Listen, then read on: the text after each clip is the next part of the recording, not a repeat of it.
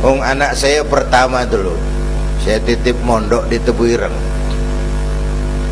Tahun pertama pulang saya kontrol, sini kau, apa hasilmu setahun di pesantren? Dia sodorkan saya sebuah piagam penghargaan juara lomba pidato di pondoknya. Saya heran, ini anak di rumah jarang ngomong, kok bisa jadi juara pidato? Saya tanya, kamu bisa pidato, apa yang dipidatoin? Dia bilang, kan kaset ayah dihafalin gitu. Ya saya ketawa juga, waktu itu dia masih anak-anak.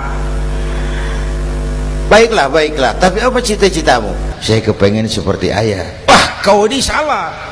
Kalau aku ayahmu di matamu menurutmu hebat, mestinya kau 10, 100, 1000 kali lebih hebat dari orang-orang yang kau anggap hebat, karena tantanganmu akan lebih berat dari tantangan yang aku hadapi sekarang. Kalau kau sama dengan aku, kau ditinggalkan zaman karena kau tidak mampu menjawab tantangan zamanmu. Bapak Ibu hadirin yang saya hormati, persaingan tajam, tantangan makin berat.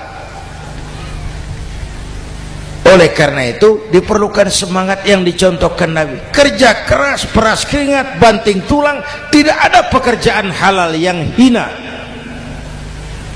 Sejak kecil ditempa oleh kesulitan. Asal jangan seperti saya tadi ngobrol sama teman-teman, sekarang ini di negara kita banyak politisi miskin negarawan. Pejabat-pejabat kadang-kadang kalau ngelihat rakyat tuh komentarnya nggak berpihak kepada rakyat. Saya ingat waktu Mentawai dihantam gempa, Nias hancur, infrastruktur hancur, rumah rakyat luluh lantak. Ketua DPR Pak Marzuki Ali bilang, bagaimana itu rakyat? Ya itu resikonya punya rumah di pinggir laut. Waduh, ini bukan komentar pemimpin, rakyat lagi susah kok dibilang kayak gitu. Saya prihatin dengan ucapan kayak gitu. Waktu cabai 100.000, di sini berapa sekarang? Sama ya. Waktu cabai mahal, ada pejabat bilang, rakyat suruh nanam cabai aja di halaman rumahnya. Ini kan nggak solutif dan nggak cerdas. Cabai naik, rakyat suruh nanam cabai. Nanti beras naik, rakyat suruh nanam padi. Yang saya khawatir kalau telur mahal, apa rakyat suruh bertelur gitu? Ini kan nggak cerdas dan nggak solutif. Bapak Ibu hadirin yang saya hormati, apalagi tadi sudah saya bilang di awal, kita ini bangsa yang ditempa oleh kesulitan.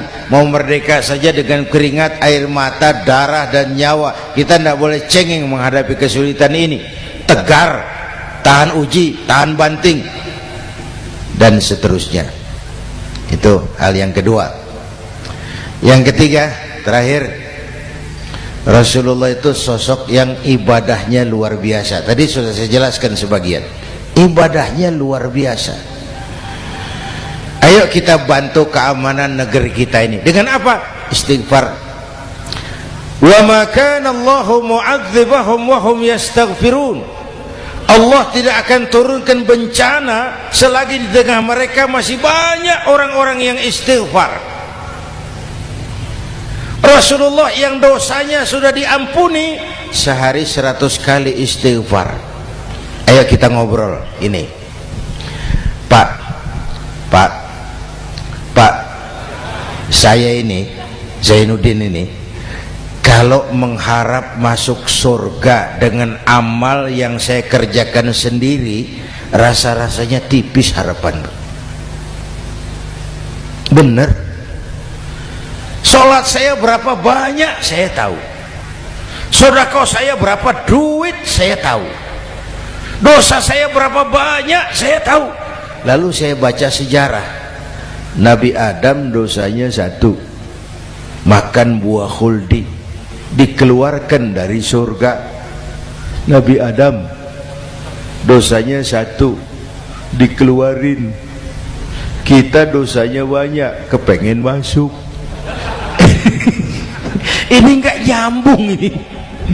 Nabi Adam Nabi Adam dosanya satu, dikeluarin dari surga. Kita dosanya banyak, kepengen masuk, nggak nyambung. Apa yang bikin saya besar hati? Apa yang bikin saya optimis? Ada dua, Pak. Pertama yang disebut rahmat Allah, yang kedua disebut syafaat Rasulullah. Dua itu, Pak. Oh, kalau kita ini insya Allah nanti sampai ke surga, amin, amin. Kalau kita ini sampai ke surga, Pak, saya jamin itu bukan karena amal kita, itu karena rahmatnya Allah. Ndaklah seberapa banyak sih amalan kita mau menggapai surga. Kalau bukan karena rahmatnya Allah, sulit sampai ke sana. Manusia, dosamu besar, tapi lihat rahmatku lebih besar. Manusia, salahmu banyak, tapi ampunanku lebih banyak. Kau nangis di hadapanku, aku senyum melihatmu. Kau berjalan menujuku, aku berlari menyambutmu. Istighfarnya sehari 100. Lalu ada hadis qudsi, inni la ahammu bi'adzabi ibadi. Kadang-kadang aku pengen turunkan azab, bencana kepada manusia, tapi ketika aku melihat 3 perkara, murkaku surut, bencana aku tarik kembali. Coba perhatikan hadis kursi ini. Allah mau marah hendak jadi, bencana ditarik, musibah diangkat. Kenapa? Ada yang meredam murka Allah. Allah enggak jadi marah. Siapa? Pertama, suyukhan rukka. Aku lihat orang-orang tua tengah malam sujud sambil berlinang air mata, nangis di hadapan Allah. Itu kita hutang jasa loh, Pak, sama orang-orang yang tengah malam sujud nangis di hadapan Allah. Lihat yang begitu Allah tidak jadi marah.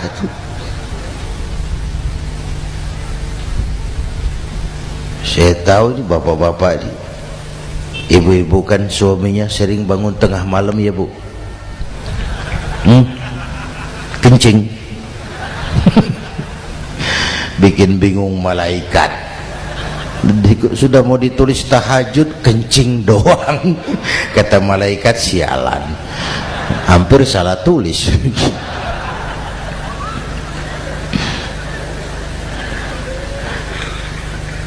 Aku lihat orang tua tengah malam sujud sambil berlinang air mata. Lalu aku lihat bayi-bayi tanpa dosa masih menyusu, sibyanan rudda. Bayi-bayi tanpa dosa masih menyusu, suci bersih, belum ternoda. Wa bahaiman rudda. Dan aku lihat binatang ternak melata mencari makan, kambing mudah cari rumput, alam terjaga keasriannya. Bagaimana bencana nggak mau nambah? Kita mengamalkan hadisnya juga terbalik. Yang diminta itu orang tua tengah malam sujud, bayi tanpa dosa nyusu. Sekarang bayi tanpa dosa dibuang ke tempat sampah gara-gara orang tua tengah malam nyusu. Terbalik namanya. Yang diminta itu orang tua tengah malam sujud, bayi tanpa dosa nyusu. Ini bayi tanpa dosa dibuang ke tempat sampah gara-gara orang tua tengah malam.